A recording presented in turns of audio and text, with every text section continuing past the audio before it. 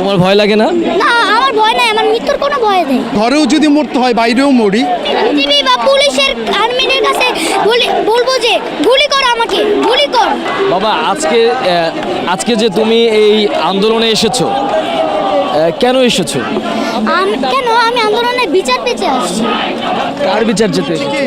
যারা অকারণে শহীদ হয়েছে, অকারণে শহীদ হয়েছে যারা। এখন তুমি কি চাও? এখন আমি চাই প্রতিবাদ।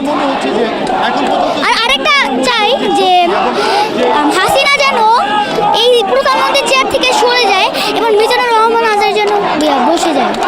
আচ্ছা, দুই ভাইরা দুই হাত প্রসারিত করে গুলি খেলো, তাদের ব্যাপারে কি বলবো? তাদের ব্যাপারে বলবো যে দোয়া করি যারা যেন জান্নাতবাসী হন, আর হাসিনা যেন জাহান্নামবাসী হোক। কারণ সে যে অকারণে বলেছে, সে কিন্তু একটা মিথ্যা কথা বলেছিল। প্রথমে বলেছিল যে রাজাকারের বাচ্চারা কোটা পাবে না, মুক্তিযোদ্ধারা পাবে। আর আবার পরে বলছে যে আমি কি তাদেরকে রাজাকার বলেছি? তারা নিজেই রাজাকার বলছে। তাহলে সে কেন বলল মিথ্যা কথাটা? তুমি কি তোমার ভাইদের মতো বুক প্রসারিত করে দেবে? আমি অবশ্যই করতে চাই। আমি অবশ্যই করব। চাইলে আমি জীবনও দিতে রাজি আছি। জীবনে দিতে রাজি আছো?